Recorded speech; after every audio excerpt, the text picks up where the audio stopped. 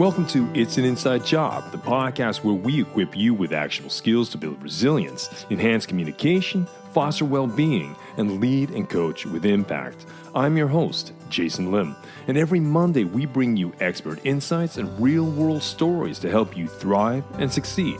And with that said, let's slip into the stream.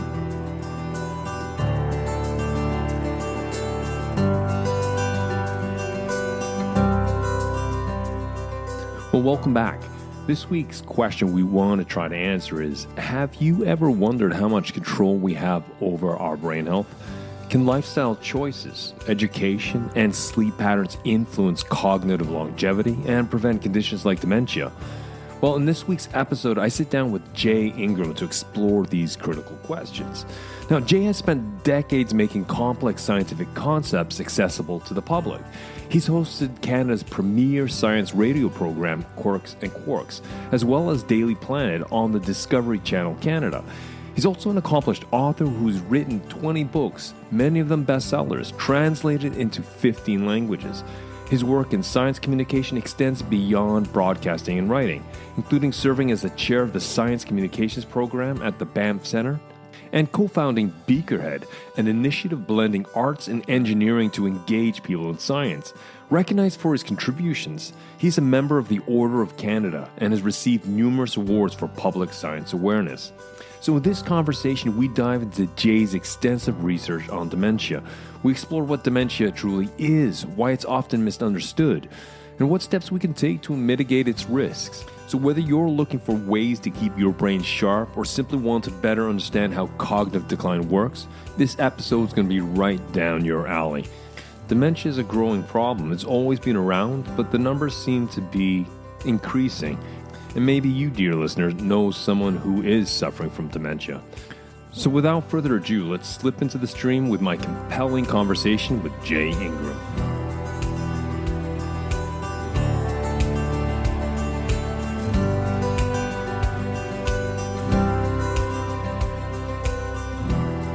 I'd like to welcome everyone back to the show. Jay, welcome. Thank you, Jason. Glad to be here. Could we begin by maybe you briefly introducing who you are and what you currently do? Sure. So for my entire career, which is, closing on 5 decades now, I've been trying to communicate science to a general audience. So not necessarily people, well, definitely not people who have a scientific expertise, but people who are curious and interested in science, but don't necessarily have the background. And so this necessitates translation in a sense, not necessarily dumbing down, my least favorite phrase, but trying to make people aware of where science is going, which branches of science are really undergoing rapid change, and trying to get. I've always been convinced that so much of science is really fascinating, and I try to communicate that fascination. So, in terms of my career, I've done everything from teach a biology course over the radio to hosting a Canadian science radio show called Quirks and Quarks, to hosting a Canadian Discovery Channel nightly hour-long science show called Daily Planet. And I've written a number of books, and book writing and podcasting is pretty much what I do now. Great, because I'd like to explore your podcast, and we'll bring that up in a sec. But today, I want to focus on sort of dementia. You have extensive research and you've discussed dementia quite extensively in your work. For our audience, could you provide our listeners with an overview of what dementia is and how it affects individuals and families? That's a very large question. Okay, let me start by trying to differentiate among different dementias, because it's not all Alzheimer's disease. Alzheimer's disease Well, maybe I should even say what dementia is first. So generally, and I think most people are aware of this, dementia is something that is usually, almost always, associated with people who are over 60 years old, and it gets more and more prevalent as you move into your 80s. It's very generally a disease of old age. It is a disease, and this marks a contrast from the view, let's say, 100 years ago, when dementia was simply seen as one of the aspects of old age. And it was kind of inevitable. And people would dismiss it, at least here in North America, with phrases like, oh, Aunt Jane has gone dotty, meaning that she's losing her cognitive abilities. And it was not something that anyone saw, honestly, until almost the 1970s as a disease, something that doesn't necessarily accompany old age. So, that was still 50, almost 50 years ago, but still was a dramatic change. And interestingly, at least in the U.S., it turned on one individual, an actress named Rita Hayworth, who was a big movie star in the 40s, 50s, and 60s. But she was tossed out of her New York City co-op apartment because the residents thought she was drunk. She wasn't drunk. She had Alzheimer's disease. And this realization, which was quickly taken up by scientists as well, that this is a condition, it's not alcohol related, it is a disease, really turned around the research to direct it as something that maybe could be dealt with.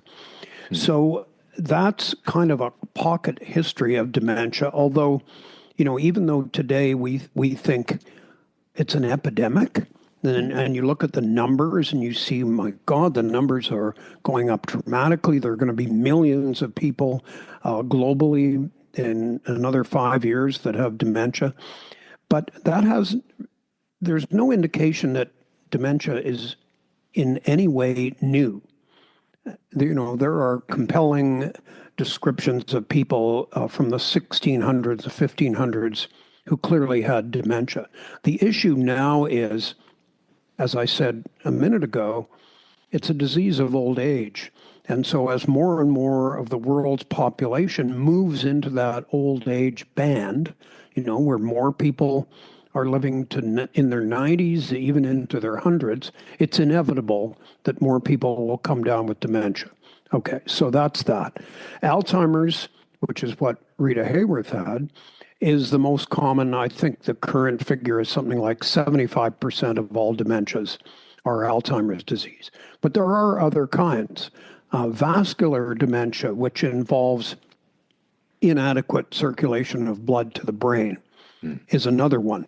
And it often coexists with Alzheimer's. So, you get a double blow. There's frontotemporal dementia. There's Lewy body dementia.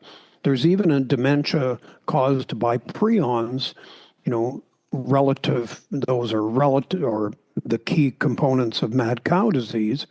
But there's a dementia called Creutzfeldt-Jakob disease that also is a dementia. So there's a variety of them. And they're all scientifically different a little bit, which makes, obviously, coming up with effective treatments much more difficult. Is dementia, is it sort of found equally across the world, or is it more plagued in Western societies because of lifestyle? So that's a very good question. Lifestyle is key, and I hope we will come back to that. But it doesn't spare any cultures as far as we know. I'll sort of preview the lifestyle thing by saying that early education, ultimately, how far you go in school may surprise a lot of people to know that is one of the biggest risks for dementia. So, obviously school systems differ from country to country, but let's say if you leave school at the age of 10, for instance, your risk of dementia is significantly greater than somebody who finishes high school, goes to university, say. And there are some, but not complete, explanations for that. But just to get back to the cultural differences, a while ago, studies of senior-aged women in China showed they had a much higher rate of dementia. And it's because they didn't stay in school. I mean, I'm saying it's because that's pretty much what everybody accepts, that inadequate education raised their risk for dementia. And it does strike different groups differently. So, blacks in the United States have a different rate for dementia, I think slightly elevated over whites. There may be differences in Asia, but across the board, the risk is higher as you get older, and there are many lifestyle risks that apply to every culture. So to sort of follow that lead, so if someone is in a continuous learning state, whether it's learning new languages, traveling, exploring new cultures, diving into subjects that they may find interesting. For me right now, it's something I really dive into. I find geopolitics very vastly interesting. But back to my question, if people are constantly learning, do they create, I don't know if this is the correct term, a sense of cognitive density or brain density in the sense of the connections that their neurons are making? And within that density, is that some way of mitigating dementia? It may not be definitive, what I'm about to say. So I want to split that into two. It's quite clear that early education, as I said, is a key factor. And let me set this out. So genetics plays a role. There's no doubt about that. Specifically in Alzheimer's disease, there are some fairly common genes that if you get both copies of the mutated version, one from your mother, one from your father, your risk is elevated dramatically. By dramatically, it depends on the study, but maybe as much as 10% to 15% higher risk. There actually are also some genes related to Alzheimer's that don't just raise your risk, but actually dictate that you will get Alzheimer's. Now, these are rare. They represent probably 1% of all Alzheimer's cases. And but given that Alzheimer's is 75% of all dementia, that's still a significant number of people. And these are genes. I want to just underline that. These are genes that dictate you're going to get it. Although just recently, there's a case of one man who has this kind of gene who is now about 70 and hasn't shown signs of the disease yet. So he has obviously become, a research animal. But generally, these ones that dictate you're going to get it, unfortunately, cause Alzheimer's in the early 50s or certainly by the time you're 60 years old. So early onset. So genes play a role, and the best estimate is that 60% of dementias are due to genetics, but 40% aren't. And this is really critical. So to get back to your question, I'm sorry, I took a bit of a detour there, but it's kind of important to understand that it's not all genes. The early education piece is kind of addressed, like people do believe what you suggested, that somehow that intense period when your brain is finished growing, let's say by the age of 10 or 11, and is busy pruning out, eliminating circuits that really aren't crucial. And that might last, even into the early 20s.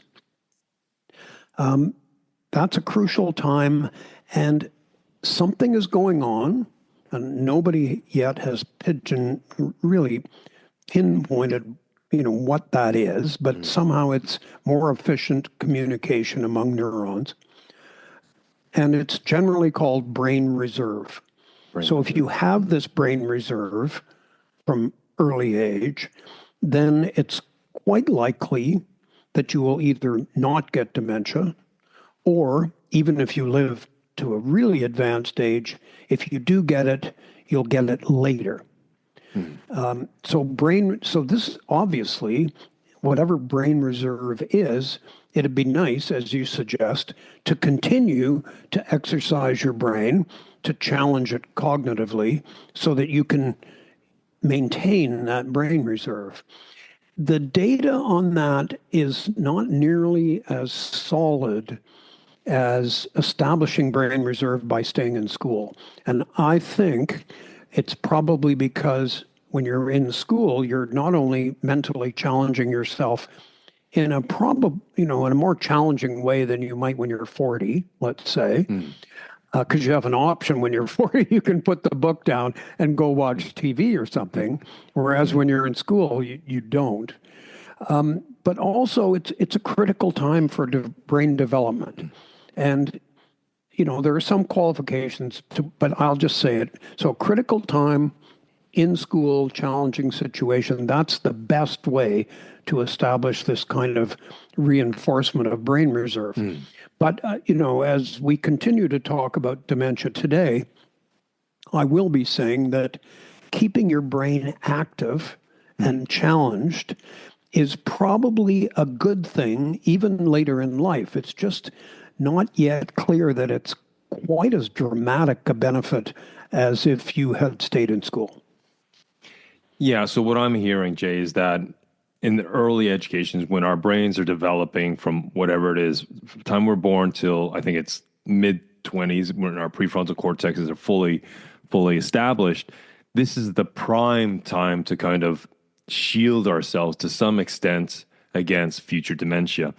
If I was just to throw in another element in here of neuroplasticity.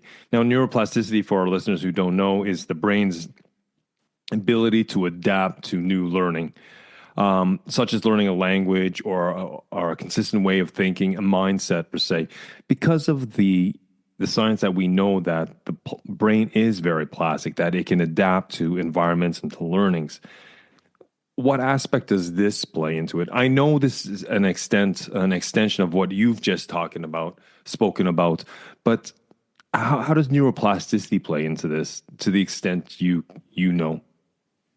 Well, just to go back to being in school, that's you're learning because your brain is very plastic at that point. Plastic being adaptable, changeable, responsive to cognitive challenges. So the evidence in terms of later life is growing that not only, I think everybody knows, take learning a language, for instance.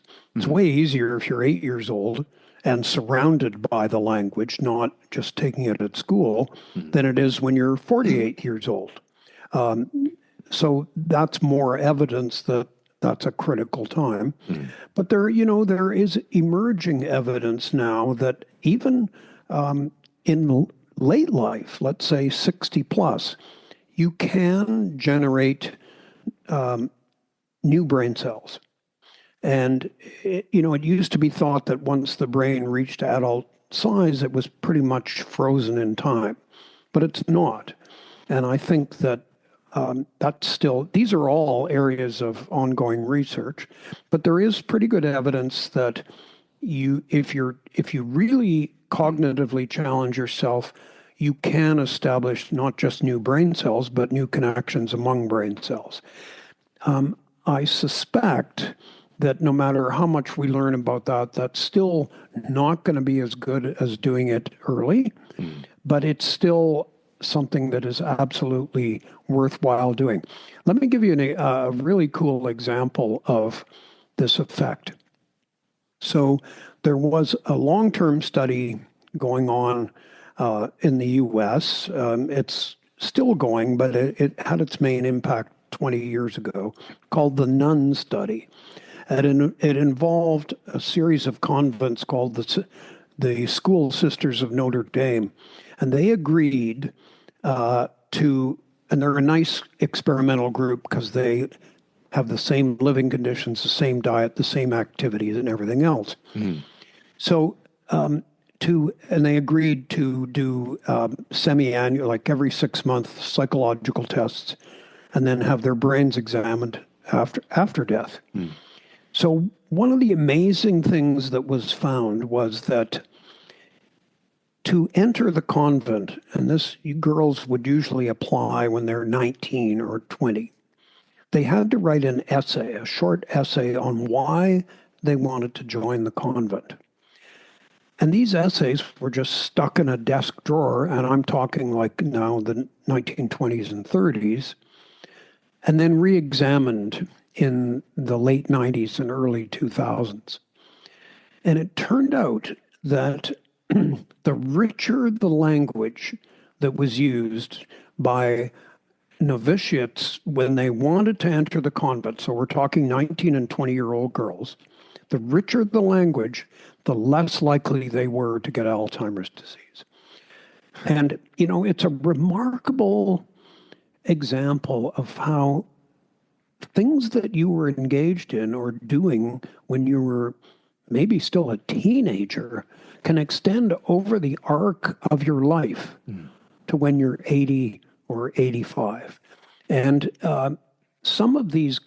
many of these girls also showed upon autopsy that their brains had the molecules that accumulate, the destructive molecules that accumulate in Alzheimer's. They had them, but it hadn't affected their cognition and behavior. So, it not only offers more evidence for brain reserve, but it also leaves brain reserve as a bit of a mystery. Like, okay, if it's not forestalling the deposition of these molecules, what is it doing? So, great example, I thought. No, I really like that study with the nuns. The more articulate they were on their entrance papers, I just find that's fascinating. I've never come across that particular study or heard that study. So thanks for sharing that. So if we can circle back to sort of lifestyle, because people are thinking, okay, I don't have a time machine. I can't bounce back, 40 years to create this brain reserve. And people think, okay, perhaps there is some sort of lifestyle that Jay just talked about. Can you speak to, from your perspective, what are sort of the key lifestyle changes people can do to reduce perhaps their risk of developing dementia? There are several, so maybe let me just mention two or three to start. Please. Because and I should say that I get most of this information from a group called the Lancet Commission, the Lancet being, an internationally respected medical journal out of the UK. And the Lancet Commission formed, I think, in 2017 to assess, because I already mentioned, 60% might be genetic, but 40% is lifestyle. They wanted to pin down exactly what those lifestyle changes were. And of those lifestyle changes, which ones have the biggest impact. And then the Lancet Commission has continued, so they've issued 3 reports, I think 2017, 2020, and 2024. And the number of risk factors they've identified as being convincingly influential in the delay or prevention of dementia has risen from 8 to 14. So I think some of them that actually people can not only relate to easiest, but also see a way to change for the better would be diet. And I'll give you 3, and none of them is a very big surprise. Diet, exercise, social life. Now, diet is it's getting to be pretty well understood. There's the Mediterranean diet, there's an Alzheimer's diet, there's the mind diet. And these break down to things that I think most people are at least aware of if they don't actually take action on them.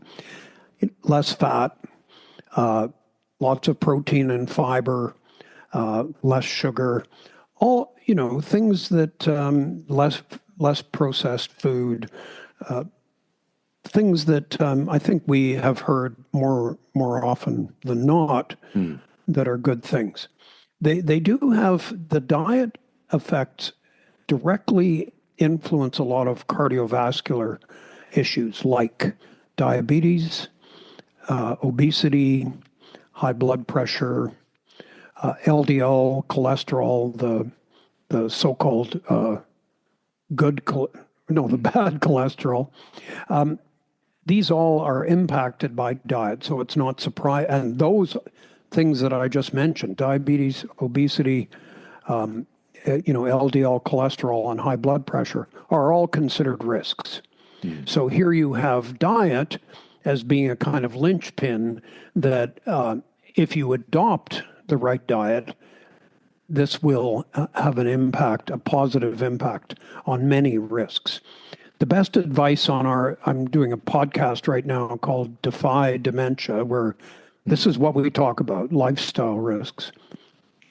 That the best advice, the easiest advice to act on is, and I have to speak here for the organization of supermarkets, grocery stores in North America. I don't know, they might be better organized in Europe, probably, is that as soon as you walk in the door, you go to the produce section and you select brightly colored vegetables and fruit.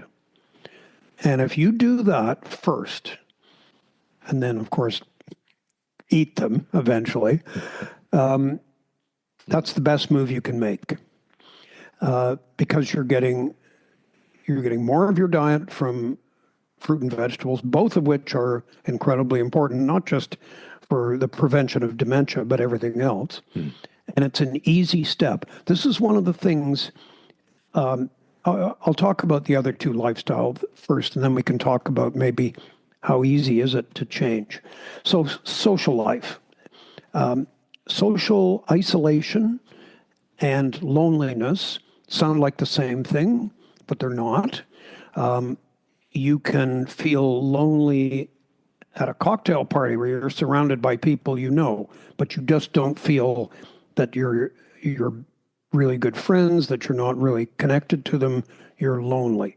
So that's very different from social isolation, which by contrast can be, I have a place in the woods in eastern Canada where I am pretty socially isolated and I'm perfectly happy there.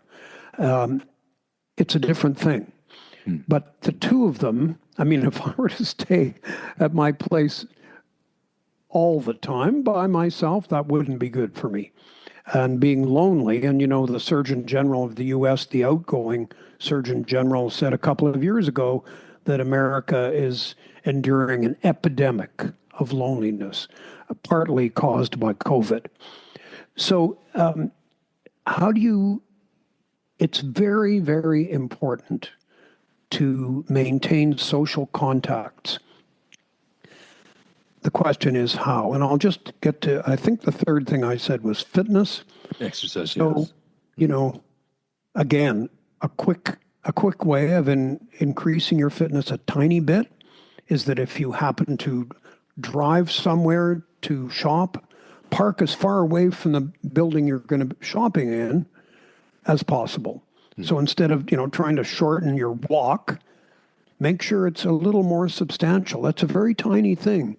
But if you start adopting that mindset and walk more, I don't think you even need to establish a metric like 10,000 steps, the legendary and somewhat artificial 10,000 steps.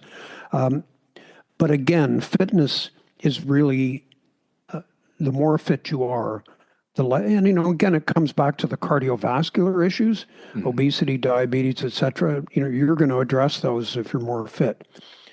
And one more thing about these three, and I can get to the others if you want, and that's that quite often you can combine them. So if you go walking with a group of friends, you've accomplished the social connection, you've accomplished fitness. Very few people grocery shop. And bring a bag of apples for everyone. Yeah, exactly. And I say that because it's not easy to resolve to change your lifestyle habits, especially if you're older, because you've been doing the same kinds of things probably for a long time. And I liken it to New Year's resolutions, which I basically abandoned a long time ago because I never acted on them. They were wishes that never got fulfilled. So I'm actually doing a bit better now. I'm doing much more fitness. It's easy when you're young, right? Because you play sports like football, and in Canada, lots of people play hockey and basketball and then tennis and things like that. But that gets harder when you're in your 50s and 60s, when people's bodies start to rebel against that. And then you're taking up lawn bowling and, checkers and chess, although they're good for cognitive stimulation. So it's a little bit more difficult to get yourself moving. But anyway, those three, fitness, diet, social life, those are super important. Yeah, for me, like diet is one of the major things I focus on. Like when I go into a grocery store, I pretty much stick to the outer walls. The only time I might go into the center is to buy cat food or paper towels or Which something. you're not eating, I hope. No. Yeah. Yeah, maybe I have to make that clear. No, I do not eat cat food, but I stick to the perimeter of the grocery store because basically that's all I need. Those are the whole foods I'm looking for, and then I'm out. When it comes to exercise, I think going for a walk, it doesn't have to be 10,000 steps, but it's just movement, and I've been doing a lot of reading about sort of fitness, and sometimes it's just getting up every hour and doing 250 to 300 steps, especially if you're in an office. Just move, right? To have these micro movements through the day can actually be more beneficial than one long run per se over the span of a day. And social, of course, our brains thrive. We get that social reward, feeling valued and connected and secure in our community or our tribe or our family. And social pain, as we know, that lights up the insula. And social pain is piggybacked onto physical pain. And so if we took an aspirin, that would take away the physical pain for a while, but it would also reduce the social pain. But unless the underlying reasons for causing that pain, the social pain, and what is social pain? For my listeners, social pain are those relationships that we have with people. It's the quality of the relationships. So as you said, I might be at a cocktail party. I might know everyone there, but I don't feel I belong. I feel disconnected, right? I could be in a sea of people in a big city, but still feel like I'm on an island. In the first half of my conversation with Jay, he explained that dementia is not a singular condition, but a broad term covering various diseases, including Alzheimer's, vascular dementia, and frontotemporal dementia. While Alzheimer's is the most common, it is far from the only form. Jay highlighted how dementia was once considered an inevitable part of aging, but it's now understood as a disease, one that can, in many cases, be influenced by lifestyle choices. One of the key takeaways from this part of the discussion was the role of genetics versus lifestyle in dementia risk. Jay explained that while genetics can and does contribute to dementia, lifestyle choices can significantly impact outcomes, with nearly 40% of cases being potentially preventable. He emphasized the importance of early education and brain development, stating that cognitive reserve built in youth can delay or even prevent dementia. He also shared insights from studies, including research on nuns, showing how early language ability correlated with a lower risk of Alzheimer. Now, Jay also stressed that practical lifestyle changes, such as maintaining healthy diet, engaging in physical activity and exercise, and fostering strong social connections, while they can play a critical role in brain health. It just goes to show small adjustments in our lifestyle habits can be an incredible investment in effort and brain health that can have lasting impact. So now let's slip back into the stream with my compelling conversation with Jay Ingram.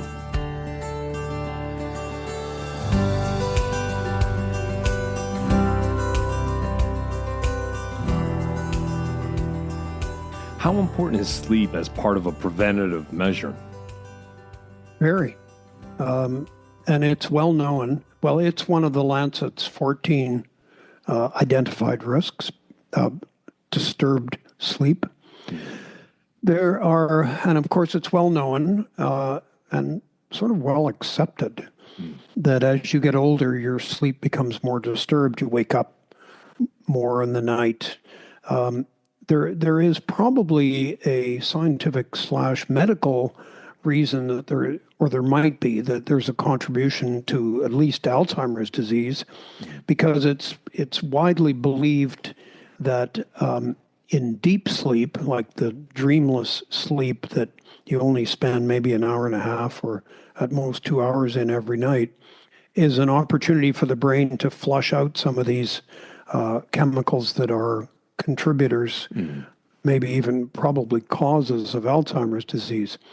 So, addressing that is a little bit trickier, and I'm sure you've come across things like, don't doom scroll on your cell phone just before turning out the light. Try to be consistent in terms of when you go to bed every night. Which is more. These are not things to address the inadequacy of sleep directly, but they are more about setting up a context, a predictable context. So, there's a good reason we sleep at night. It's dark. So what you've got to do is kind of control more than that, because we all now live in a sort of synthetic environment, and make sure that you're not staring into artificial light until you actually turn off those lights, that you're going to bed at the same time. It's probably a good idea to have exercised to some degree. Again, you see there's a link there to another anti-dementia strategy. So, I'm exploring this myself, because I do find that my sleep is a little less consistent than it used to be.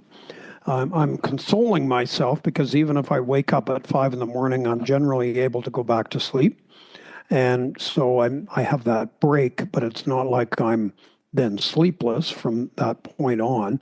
But I also think that an adequate amount of exercise helps me sleep better.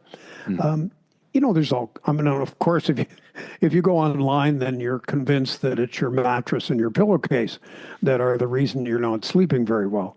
But it's worth, and I think, although I'm not sure anyone's actually investigated this, that resorting to sleeping pills probably is not the ideal way of coping with what you think is irregular or inconsistent sleep. Many of the ones we've already talked about, you can do something about. And those are the ones that we like to emphasize, because each of them is responsible for probably a single-digit increase in risk, maybe only 1 or 2 or 3 or 4%. But you start adding those up and it becomes significant. Exactly. You're going to build a brick house one brick at a time. And it is fortifying ourselves against that through lifestyle choices. I mean, how important when we talk about mindset or outlook on life or managing stress, what is the growing evidence that links mental health and well-being to brain health from your perspective? It's growing. I started looking at dementia for 2 reasons. One, my mother had Alzheimer's disease, and it was pretty devastating to witness. But I was also really interested in the science because at the time I got interested, let's say in the early 2000s, maybe a bit earlier actually, there was a lot of turmoil in the research, and I think there still is, because the dominant theory was, and to some extent still is, it's what the medications that have been approved in the US so far are based on, is that there was an accumulation of two chemicals, what I've been calling the dangerous molecules, fibers called tau and plaques called amyloid. Alois Alzheimer himself identified these as unusual appearances in the brain of one of his patients. He was a combination neurologist and microscopist. So he was the first one that alerted the medical world in 1909, I think, to the idea that in Alzheimer's at least, well, that wasn't called them that then because that was him, that there is the accumulation of these. And there is generally, at least in Alzheimer's, not those other dementias I mentioned at the beginning, there is an accumulation of both tau and amyloid as you get older. The issue becomes, when does it start to affect your cognition? And there's really good evidence and an increasing awareness that by the time somebody shows, let's say, what's generally considered to be the first step, mild cognitive impairment, they already have a load of amyloid and tau in their brains. But they've probably had it for 15 years, or it's been growing at least for the 15 years previous. So this is actually one of the impetuses behind doing blood tests that could show you, whether you've got an accumulating set of those.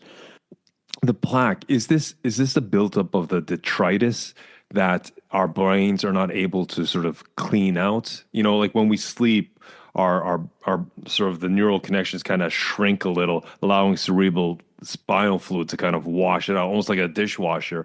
But is part of this what this plaque is the detritus that comes from, what we build up over a day per se, and it doesn't get cleaned out because we're not getting fitful, restful, restorative sleep?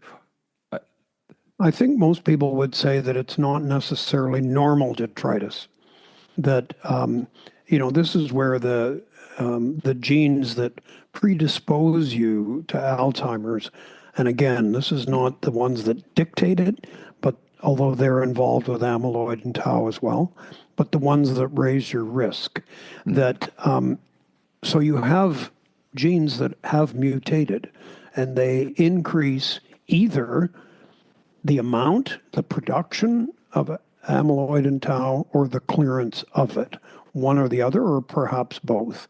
And I should really qualify this to say, not everyone buys the argument that amyloid and tau should be the two molecules that are targeted by anti-Alzheimer's drugs. They are the ones that are being targeted now, but because there are many, many people, including many of the nuns in the nun study, who on autopsy were found to have loads of amyloid and tau and yet showed no cognitive decline, even at the age of 100, it's got to be something more than that. And there are some scientists in the US who have argued for a long time that it's really based more on blood sugar and insulin, and the Alzheimer's should be called type 3 diabetes. There's a lot of not ambiguity, but there's a lot of discussion, and there are still many people who don't buy the amyloid and tau argument. But that's where here's the thing. So it's only in the last 2 years that any drugs have been licensed to reduce the cognitive decline associated with Alzheimer's. But they're all targeted at amyloid and tau, and they all work to some degree. They're not perfect. For some patients, they only temporarily slow down cognitive decline, but it's early days yet. We don't, I mean, most people have only been taking these drugs for a year. So the story is unclear, but the fact that they have some discernible effect suggests that, yeah, amyloid and tau is important. Both are important, but is one more important than the other? Does one depend on the other? Like, it looks like tau only really starts to ramp up once you've got a significant amount of amyloid. So we're, in terms of the research toward medication, we're still early days, but I think the pace is such that, we're going to get somewhere. I mean, if you asked me 5 years ago, when are we going to see anti-Alzheimer's drugs? I would have said 10 years. Well, it's been much quicker than that, which is why I'm willing to go out on a bit of a limb and say within 10 years from now, maybe there'll be some pretty efficient, affordable, because they aren't yet, drugs. But, in the meantime, it would be a really bad mistake to listen to me and say, oh, well, I'm good. I'm 40. If I start, by the time I'm 50, there's a great drug. So I won't go for a run today. Maybe I'll have a hamburger. That would be a mistake. I was just wondering, since we're talking about sort of different perspectives on this, how important is the gut microbiome when it comes to this? Because we were talking about seeing dementia as maybe a type 3 diabetes, and that's about the sugar. It's about the ability of the body to be able to shift from using glucose as a fuel source to ketones. And especially when we sleep, we burn through our glucose and glycogen reserves quite fast. And those who don't have that metabolic flexibility to switch from glucose to ketones as a fuel source, what I've read, may be part of what may be fueling this type 3 diabetes. But a lot of that comes down to our gut microbiome, the ability for. I was wondering if you could speak to, as much as you know about that, where you'd like to begin. Yeah, it'll be brief, partly because I haven't looked into it in any great depth, and partly because there isn't any great depth to look into. So there definitely are published reports that suggest there is a microbiome. Well, everybody knows there's not everybody. Most people know there's a microbiome connection to brain health. And now it's been more specifically narrowed down to, looks like there's a microbiome connection to onset of dementia. And again, remember, like, these other dementias besides Alzheimer's aren't nearly as common as Alzheimer's. But it's also true that while the remedies, if you want to call them that, lifestyle changes seem to apply to all of them, there are going to be, for sure, drugs that apply to Alzheimer's and none of the others. On the other hand, that's a good thing, right? Because it's 75% of all of it. But so one can't make general statements about the microbiome. Well, and maybe 5 years from now, we're going to be able to make general statements. But we're so early on in the microbiome, our knowledge of the microbiome. I mean, there was just a paper published in the last couple of months showing that working in the garden alters your microbiome fairly significantly, and as far as anyone can tell, for the better. And, that sort of, for me, that links back to the whole be out in nature idea, which usually is, suggested as a good route to mental health, relaxation, lowering your blood pressure, just lowering stress. We haven't even really talked about stress yet, but, and those do connect. But the idea of sort of digging in the garden and weeding your garden and doing things like that it might be good for your microbiome, I think struck a lot of people as being novel and fascinating. I'm beginning to think, just go outside, right? Like, no matter what. I'll give you another sort of off the cuff example, and that is air pollution, because it may not be a good reason to go outside sometimes. But air pollution has been identified by the Lancet Commission as a significant risk. It ties to smoking cigarettes because that's just a more efficient way of polluting your lungs. But also now, especially to wildfire smoke. And I know that there are issues with wildfires in Europe, but North America, Canada particularly,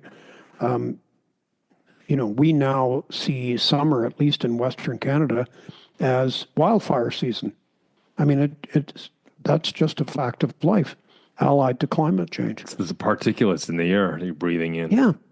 But I just think, if it isn't wildfire season, if the air quality outside is pretty good, just being outside, especially if you can be outside in a high vegetation zone like a forest or even an outdoor garden, anything is better for you.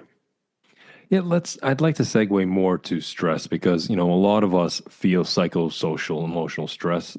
What is the connection between duress, the negative stress, on what you know of how it can affect dementia and how we can regulate that duress as a preventative measure? I think the awareness is probably the important first step. Wow, I'm finding this incredibly stressful. Do I have to do this? I mean, I think of sport, where even if it's just like pick up football at the neighborhood park with a bunch of people that you know and have played for years, and none of you are very good, but you want to win. And so there's a certain amount of stress associated with being a competitive person.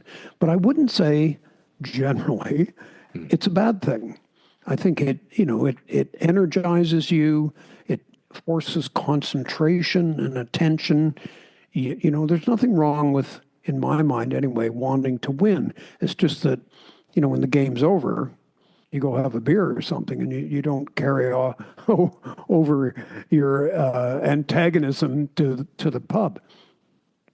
But I'm definitely not an expert on how to manage stress. I mean, for me, if I find things really stressful, I do try to avoid them. The workplace you mentioned is a really good thing because I know some young people now who are in various jobs that are incredibly stressful, like a first-time lawyer who has a kind of unpleasant boss. Well, that's stressful on a daily, maybe hourly basis, where, you're working for someone who never gives you any positive comments. That's like unbearable. But, then you can take the long view and say, well, after this year, when I'm more independent, I won't have to deal with that. And so I can endure it. And I think even, and I'm really talking off the top of my head here, but I think that if you're in a position where you can see that it's not long-term, that it's short-term, and you will be beyond it, well, really probably reduces the chemical effects that stress obviously has on the brain. I know somebody else, again, these are people in their, around the age of 30, working for a startup. Well, everybody knows working for a startup is stressful. I mean, it's risky. You may not have a job in 6 months, but you may. And so, again, you can sort of take the long view. But I think that if you're employed in a way that every single day is stressful and seems to be no way out, makes life very difficult. And stress is definitely a component of a risk for dementia. I'm not sure it's been identified yet as an individual identifiable risk with a certain percentage attached to it. But, it's like starting the day on a positive note. There's a great amount of overlap between how to deal with aging in an effective way and how to avoid dementia in an effective way. And a lot of it is mindset. And you mentioned that. Mm. And avoidance of stress is part of a positive mindset. So it's just, again, it comes down to my New Year's resolution fear that it's in the end, it's up to you. Mm. And Mm. what is gonna trigger you to actually change? The desire to avoid dementia, but that's still for many people a remote fear. I mean, I have kids in their 30s. I don't really talk to them much about avoiding dementia because I don't think they'll listen. So I instead try and, slip in some of these other things like avoiding traumatic hit brain injury and eating properly and getting better sleep. Considering my daughter has a 1-year-old, she's not Yeah, going to good luck work with on her that. sleep for a Yeah. while. I've been there with three small kids myself earlier in the game. Uh, I just like to take a sidestep. I'm very, very respectful of your time, Jay. You have a forthcoming book that delves into the science of pets, and you just kind of made the connections. I was wondering, can you share some insights on how maybe having pets might influence mental health and potentially play a role in building a resilience or conditions against dementia? Is there any research there? There's a lot of research, but my overall, and I've tried to read as much of it as I can, it's it's scattered. Mm. There's just a little bit too much ambiguity. So, for instance, papers have been published going back to the 90s showing that pet owners have lower blood pressure than non pet owners. But then there are studies that have shown, at least during COVID, having a pet didn't seem to help much in terms of loneliness. Mm. And, without offending people who have found positive results, my sense is that and preventing depression is another one, really extensive survey of all those studies by a guy, a sort of animal expert named Hal Herzog, showed that you could conclude almost nothing about the effects on dementia. Then, of course, people try to differentiate between cats and dogs. And, there's sporadic things that suggest, like, for instance, the assumption would be having a dog is better because you have to walk it. Mm. And so, and like, I know this. When we're finished, I'm going to walk my dog. And I might do, 7,000 steps or something. So surely that's better for me. And yet it's very, very hard to demonstrate unequivocally Mm. that having a dog is better than having a cat. And then you get into the whole other issue, which is, are there personalities that are more likely to be dog owners than cat owners? And again, pretty ambiguous. But let's say there were, then you'd have to take the second step analysis and say, well, are those personalities more likely to be eating properly, exercising, and so Mm. on and so on? My personal view is I don't see, well, my dog is kind of frustrating from time to time, but overall, I love him. So I don't think that can be a bad thing. Everything from tiny fish to giant dogs, horses, everything. Mm. It's very, very hard to draw conclusions. So, in the absence of the enormous amount of time it's going to take to prove which Mm. pets are best for your prevention of dementia, I would act on the things that we know well, like, you know, diet, exercise, social life, Mm. etc.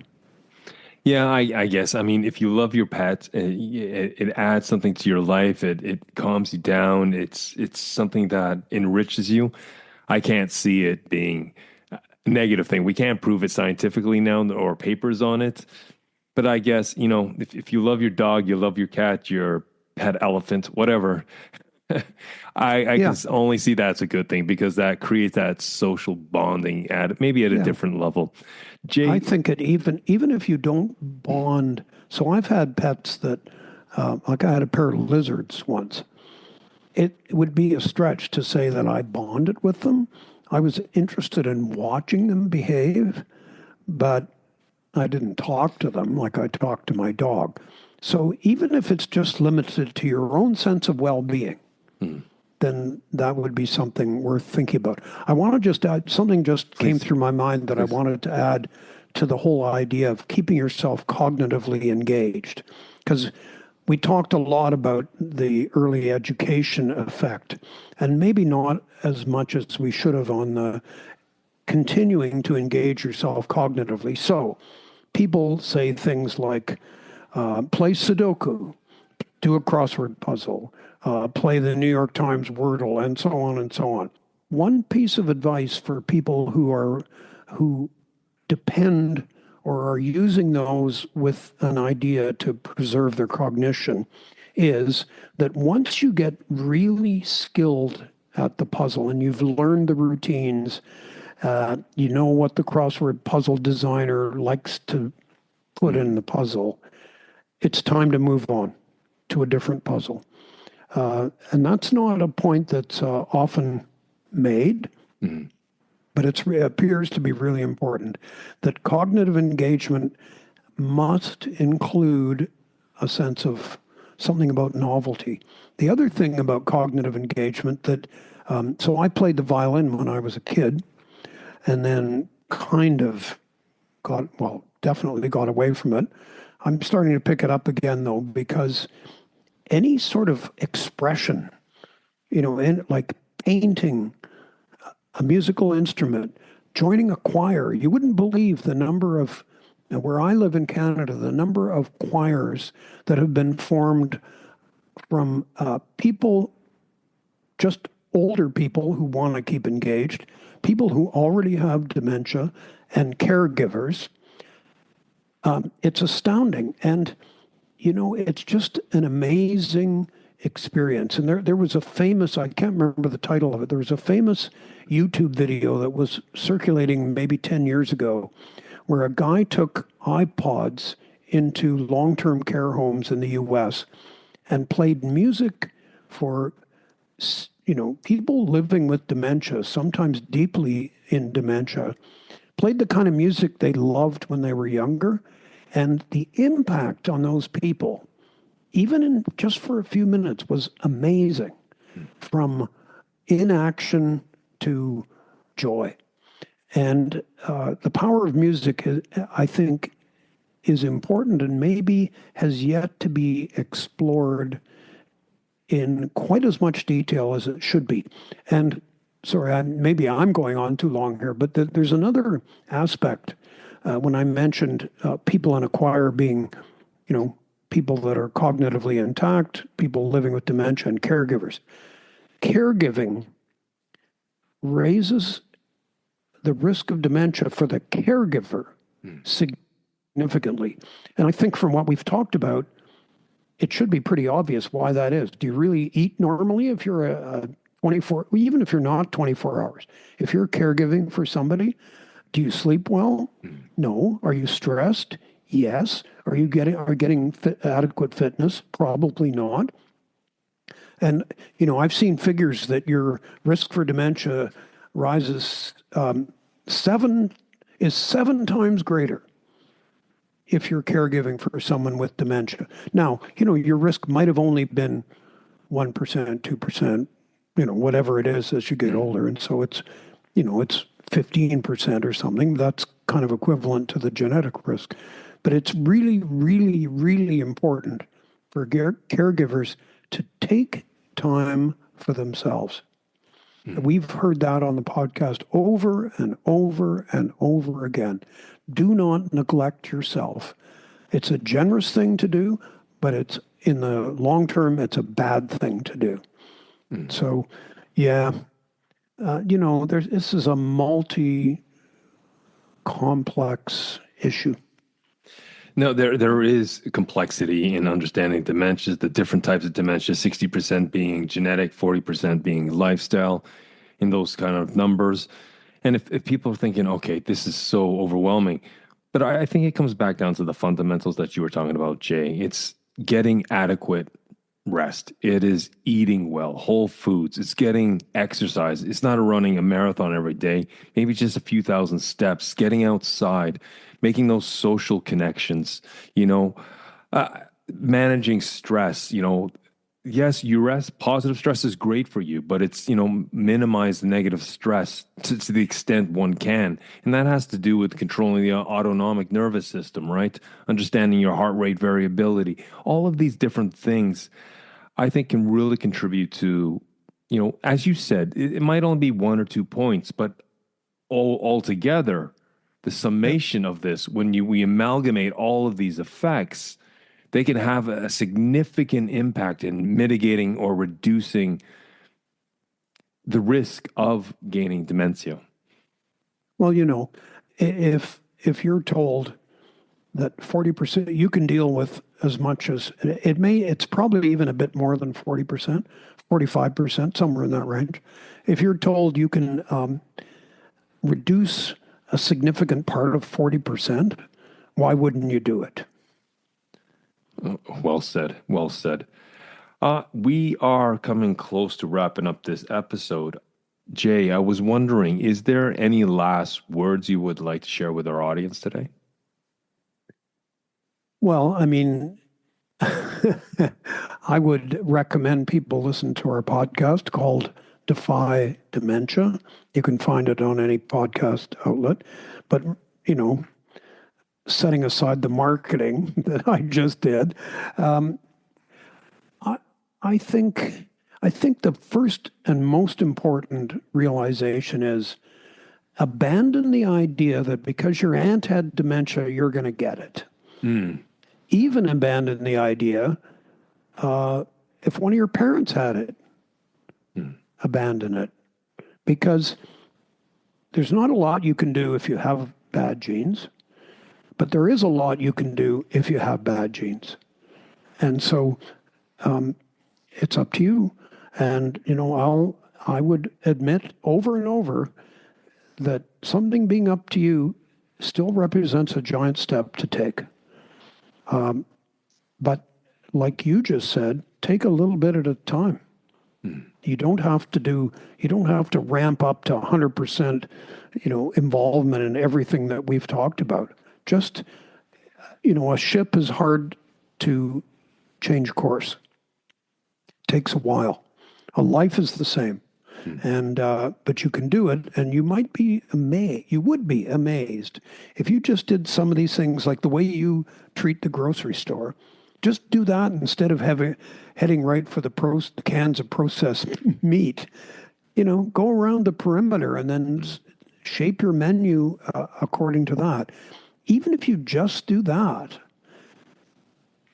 it's the effect of doing that that's one thing, but the most important effect is that you've caused a change. And once you can create change a little bit, it's a lot easier to create change a little bit more, and so on. Jay, I just want to thank you for your time today. It's been a fascinating conversation. Well, that's sort of the tragic but wonderful thing about dementia, is that scientifically it's fascinating. Personally, it's very difficult, but together I think we all can do something about it.